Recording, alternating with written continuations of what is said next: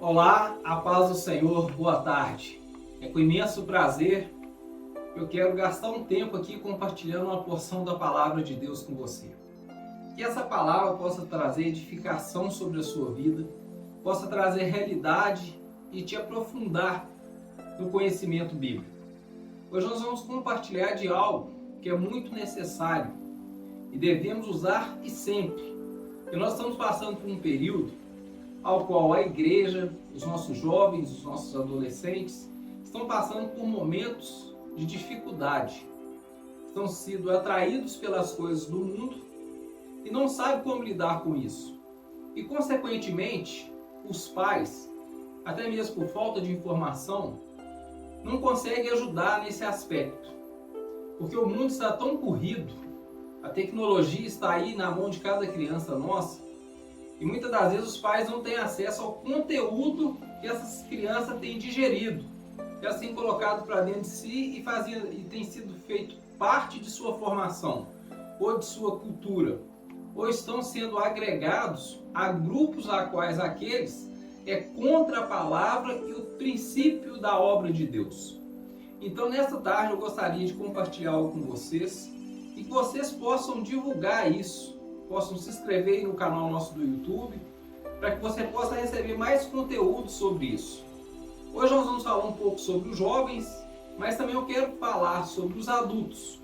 Nós saímos aí de uma grande pandemia a qual, segundo estudo aí das organizações de saúde, atingiu 87% das pessoas de uma forma psicológica ou psiquiátrica. Muitas pessoas começaram a fazer uso de medicamento para ansiedade, para depressão, para síndrome do pânico, entre outros remédios. Mas nós não vamos entrar nisso hoje. Só gostaria de que você soubesse disso. Desses 87% da sociedade que foi atingido diretamente, não só pela pandemia, mas pela forma a qual ela foi tratada, como foi exposta, isso causou um dano muito grande. Nem todas as pessoas ainda tomaram conhecimento da consequência disso em sua vida.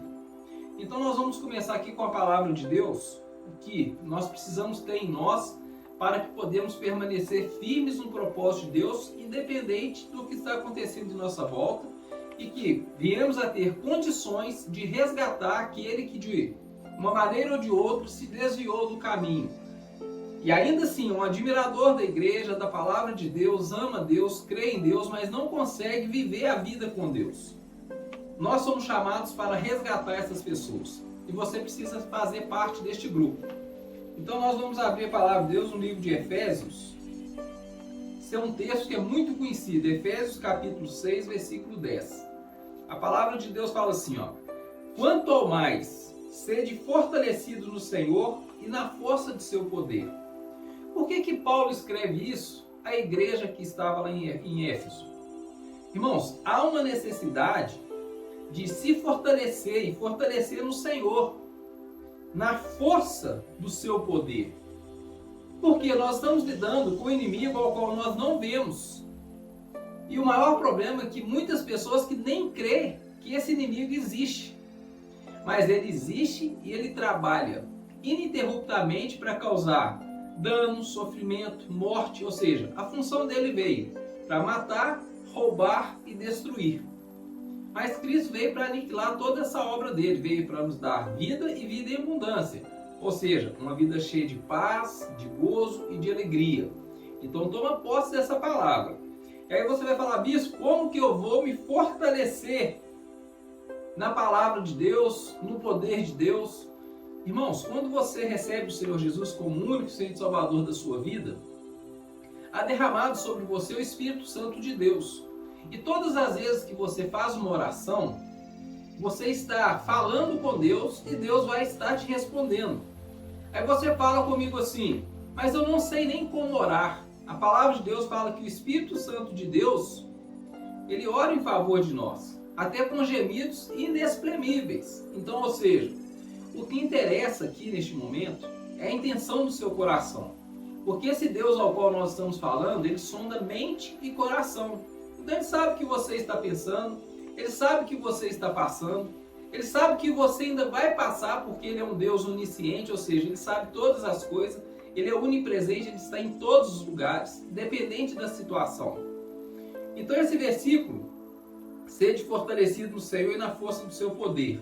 Como que eu faço isso? É orando, invocando o Senhor, falar: Senhor, me socorre neste momento de aflição, Senhor, me dê sabedoria, Deus, me dê sabedoria para educar o meu filho, para educar ele, para caminhar junto com ele, para trazer ele junto comigo. Qual que é um dos maiores problemas? Hoje, muitos pais pegam seus filhos e mandam para a escola esperando que a escola eduque essas crianças. A função da escola não é educar, é ensinar as matérias básicas, matemática, português, química, física, biologia, entre outras. A educação ela precisa vir de casa, do berço. As crianças precisam ter o seu exemplo em casa. Qual que é o maior exemplo? Qual que é o maior ensinamento? A partir do momento que o seu filho vê você desfrutando da presença de Deus, falando dos atributos de Deus, contando os testemunhos que Deus tem feito na sua vida, das experiências que você já teve com Deus, ele vai se apaixonar por esse Deus, ele vai querer servir esse Deus. Ele não vai querer ser agregado a um outro grupo que não confessa, que não professa essa fé, a fé num Deus que criou os céus e a terra. E a palavra de Deus fala assim: revestir de toda a armadura de Deus. Irmãos, o Senhor nos equipa com a armadura. Nós vemos muito questão de armadura, né? Questão desses filmes históricos, romanos, né? Você vê lá o soldado romano com aquela armadura bonita para proteger, né, o peitoral, o capacete, ali a caneleira, e a espada, o escudo. Isso também está na nossa vida hoje, só que de uma forma espiritual.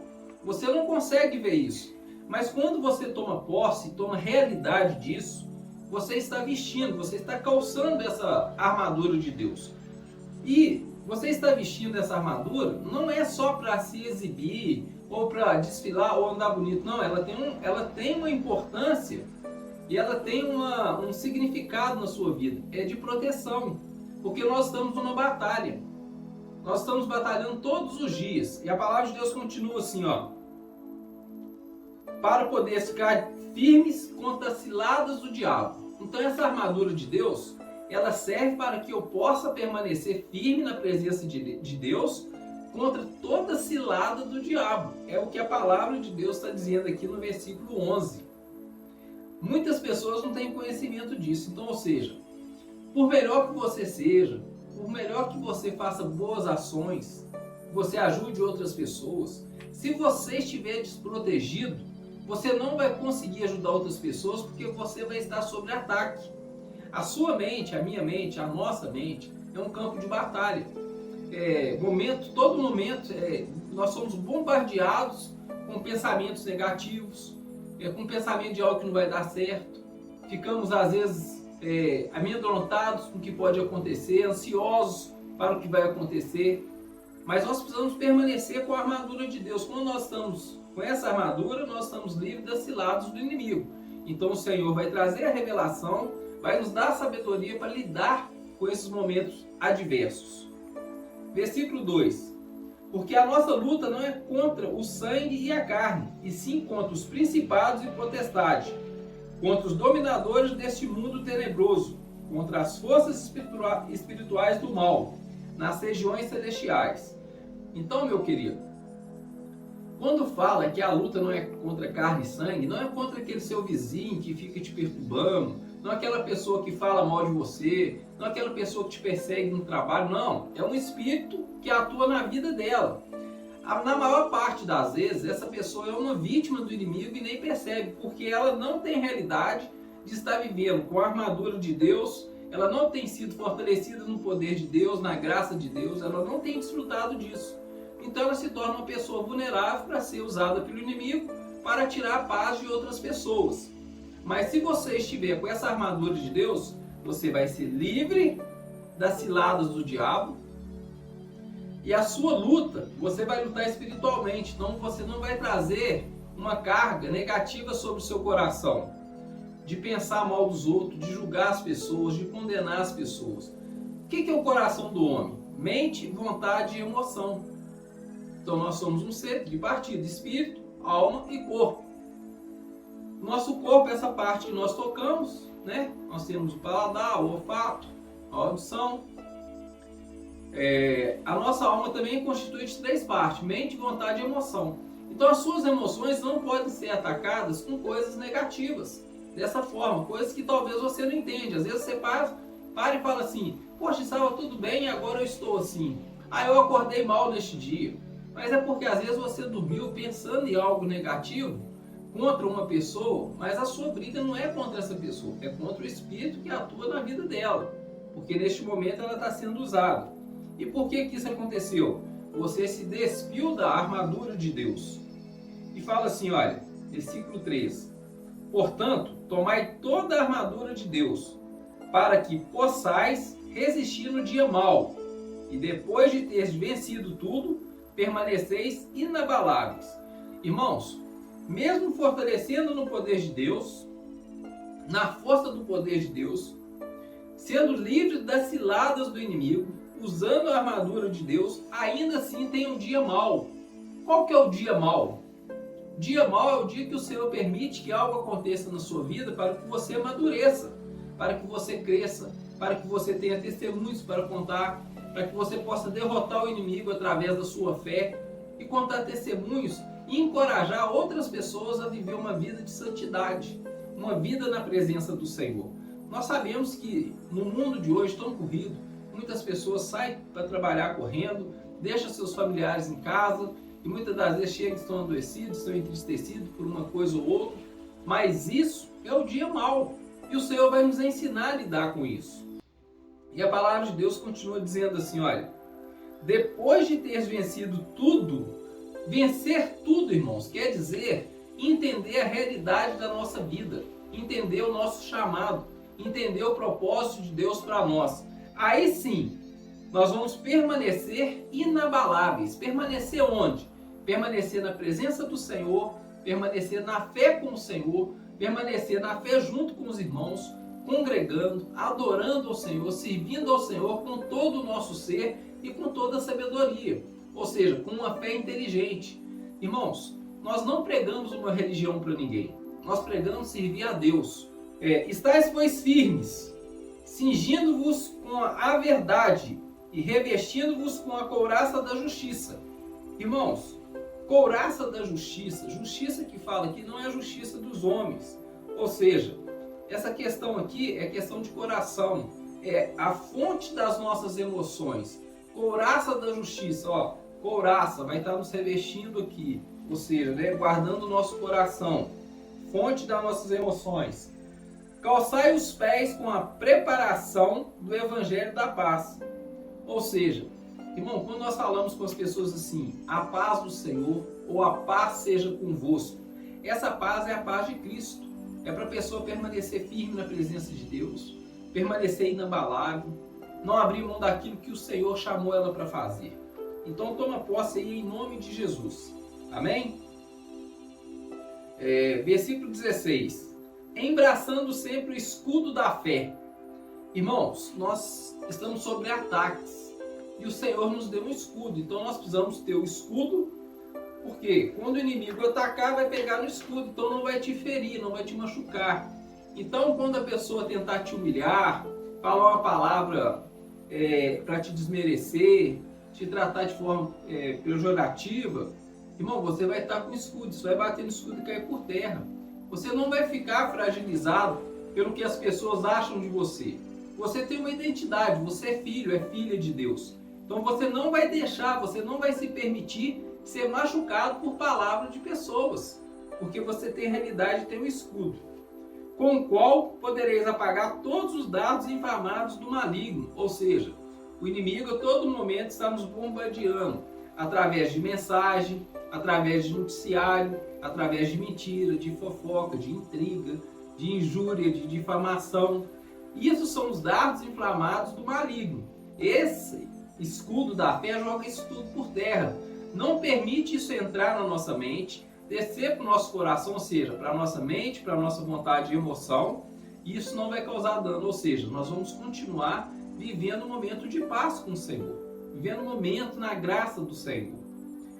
E continua dizendo assim: tomai também o capacete da salvação e a espada do Espírito, que é a palavra de Deus. Então olha aqui, tomai também o capacete, ou seja, a nossa cabeça, a nossa mente precisa ser protegida. Como eu já disse, a nossa mente é um campo de batalha. Então o tempo todo o inimigo tem tentado destruir a nossa mente com informações inverídicas, com um mundo que não existe, como hoje nós vemos as redes sociais. Não que nós somos contra, somos a favor das redes sociais, mas precisamos saber usá-las. Hoje qualquer pessoa está postando as coisas, está postando ali um mundo que não existe, ostentando aquilo que não tem, uma vida que não existe, uma vida sem sofrimento, uma vida sem sacrifício, e não tem esse tipo de vida.